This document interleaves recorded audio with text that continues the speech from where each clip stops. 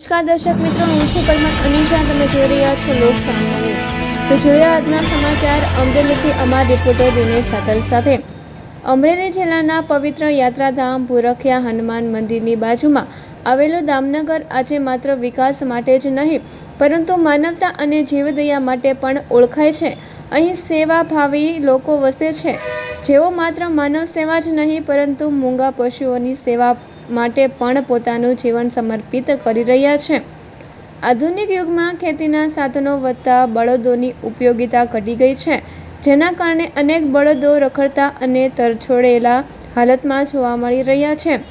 આવા નિરાધાર અને બિનવારસી બળદોની વેદનાને સમજી દામનગરના ખેડૂત પુત્ર અને સેવાભાવી આગેવાન ભગવાનભાઈ નારોલાએ અનોખી પહેલ કરી છે.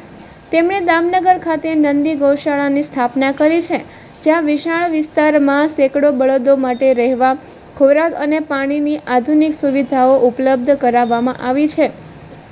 ગૌશાળામાં બળદો માટે સિંગનો પાલો, નિરણ અને ગમાણોની પૂરતી વ્યવસ્થા જોવા મળી છે. કોઈપણ પ્રકારના સ્વાર્થ વિના માત્ર જીવદયાની ભાવનાથી આ સેવા સતત ચાલી રહી છે. નંદી ગૌશાળાના પ્રણેતા ભગવાનભાઈ નારોલા દામનગરની અનેક સેવાકીય અને સામાજિક પ્રવૃત્તિઓ સાથે વર્ષોથી જોડાયેલા છે. રાજકીય ક્ષેત્રે પણ વિવિધ જવાબદારીઓ નિભાવી ચૂકેલા ભગવાનભાઈ આજે મૂગા જીવોની સેવાને જ પોતાનું જીવનનો ધર્મ માની રહ્યા છે. ચાલો હવે સાંભળીએ નંદી ગૌશાળાની સ્થાપના, તેની કામગીરી અને જીવદયાના અનોખા યજ્ઞ વિશે ભગવાનભાઈ નારોલા શું કહે છે.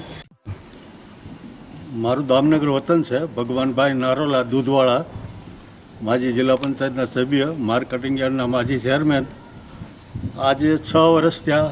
6 વર્ષથી સેવા જે આપી છે 200 બળદની અપરંપાર છે અને કોઈ દી ક્યાંય અમે માગ્યું નથી. ઘેરને દી પણ માગતા નથી. અમારો ફંડફાળો નથી.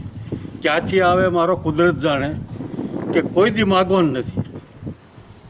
એટલે ચાલ્યા કરે છે સારું. 40 હવા 200ના 2 શેડ બાંધ્યા છે.